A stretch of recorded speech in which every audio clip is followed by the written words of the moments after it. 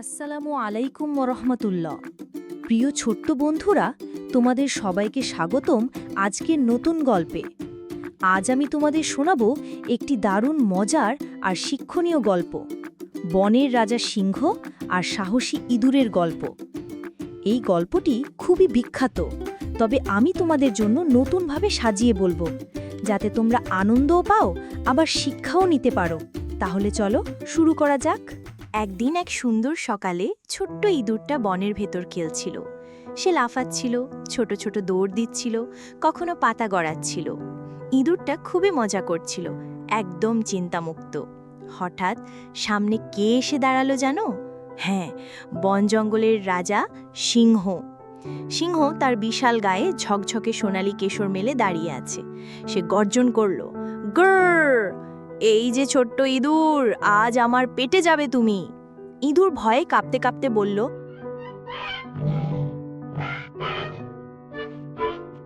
দয়া করে মহারাজ, আমাকে খেয়ে ফেলবেন না। আমি ছোট বটে, কিন্তু একদিন আপনার উপকার করতে পারবো। সিংহ হেসে উঠল, তুমি এত ছোট্ট, তুমি আবার আমাকে সাহায্য করবে? আমি কি কখনো তোমার সাহায্যের দরকারে পড়তে পারি? ইঁদুর জোর দিয়ে বলল, হ্যাঁ মহারাজ, ছোট হলেও আল্লাহ আমাকে দিয়েই আপনার উপকার করাতে পারেন। সেদিন সিংহের মনটা ভালো ছিল। সে বলল, আচ্ছা, তোকে আজ ছেড়ে দিলাম, যা। আর ইঁদুর খুশি হয়ে দৌড়ে চলে গেল। অনেক দিন কেটে গেল। একদিন দুপুরে সিংহ বন জঙ্গলে ঘুরছিল। হঠাৎ কিছু শিকারী এসে ফাঁদ পাতল।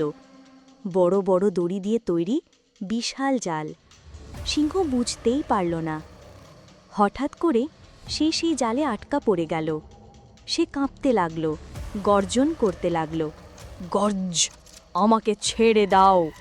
কিন্তু কেউ তাকে ছাড়ল না, বরং দড়ি আরও শক্ত হয়ে গেল। সিংহ অনেক চেষ্টা করল, কিন্তু পারল না। অবশেষে সে ক্লান্ত হয়ে গেল। তার চোখে দুঃখ ভেসে উঠল।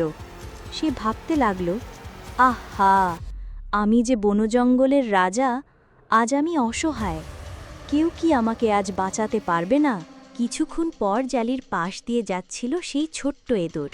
সেই সিংহকে ফাঁদে দেখে অবাক হয়ে বলল, ও, এ যে সেই মহারাজ সিংহ। আমার কথা কি মনে আছে? আপনিই তো আমাকে একদিন না খেয়ে ছেড়ে দিয়েছিলেন। ইঁদুর দৌড়ে কাছে গিয়ে বলল, মহারাজ, ভয় পাবেন না, আজ আমি আপনাকে সাহায্য করব। সিংহ অবাক হয়ে তাকালো, তুমি এত ছোট, তুমি কিভাবে আমাকে মুক্ত করতে পারবে? ইঁদুর আত্মবিশ্বাস নিয়ে বলল, হ্যাঁ, ইনশাল্লাহ আমি পারব। আল্লাহ ছোটকেও বড় কাজে ব্যবহার করেন। তারপর ইঁদুর তার ছোট ছোট দাঁত দিয়ে দড়ি কাটা শুরু করল। সে চিবুচ্ছিল, কামড়াচ্ছিল। একটা দড়ি ছিঁড়ল, তারপর আরেকটা, তারপর আরও কয়েকটা। সিংহ বিস্মিত হয়ে তাকিয়ে রইল। ধীরে ধীরে বড় বড় দড়িগুলো ছিঁড়ে যেতে লাগল। অবশেষে শেষ দড়িটিও ছিঁড়ে গেল, আর সিংহ মুক্ত হল। সিংহ আনন্দে গর্জন করল, তবে এবার তার গর্জন ছিল খুশির। সে বলল, আলহামদুলিল্লাহ, ছোট্ট ইঁদুর, তুমি আজ আমার জীবন বাঁচালে। তুমি সত্যিই আমার বন্ধু। ইঁদুর হাসি মুখে বলল, দেখলে মহারাজ, আমি ছোট হলেও আপনার কাজে আসতে পারলাম। সেদিন থেকে সিংহ আর ইঁদুর সত্যিকারের বন্ধু হয়ে গেল। তারা দুজন বনের ভেতর একসাথে হাঁটতে লাগল।